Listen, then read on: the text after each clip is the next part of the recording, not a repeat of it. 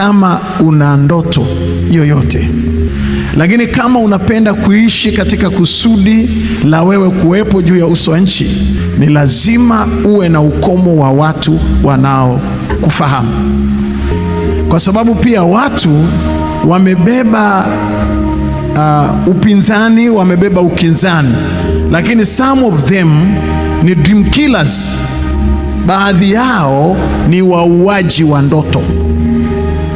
Kwa hiyo unaweza ukajikuta kwamba una huduma, una karama, una influence kubwa ya kisiasa, una uwezo mkubwa ambao Mungu ameuweka ndani yako, unaweza kufanya biashara kubwa tu, lakini shida ni watu waliokuzingira wanakufahamu kwa kiasi gani.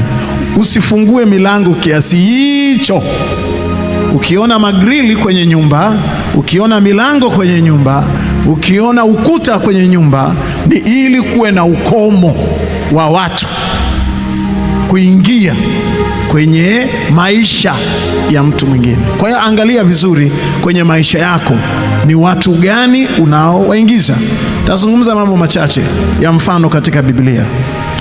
Yesu Kristo ni mwokozi wa ulimwengu. Alikuwa na mission na vision ya kuanzisha kanisa hapa duniani na kuokoa ulimwengu kutoka katika dhambi, lakini alikuwa na ukomo wa watu waliokuwa wanamfahamu.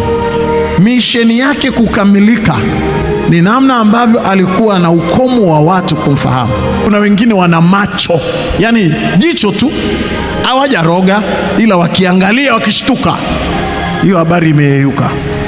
Na mimi nataka nikutie moyo asubuhi ya leo, ukiona watu wanaachana na wewe, let them go, waache waende. Manake kuna watu hapa mna viroho papo, mnahangaika, aliniacha, sijui nilimsaidiaga sana. Umemsaidia mpaka hapo. Mwanadamu after all anafuataga vitu kwenye haja. Kukiwa na haja, mwanadamu anafuata haja yake, ikiisha anaondoka. Let them go. Usihangaike. Wewe unataka kufungia watu chooni. Watu wanaenda chooni wakiwa na haja, wakimaliza wanaondoka. Wewe unataka wakae hapo hapo mpaka lini? Wala si ugomvi, wala sio hasira, wala sio chuki, wala sio sonona.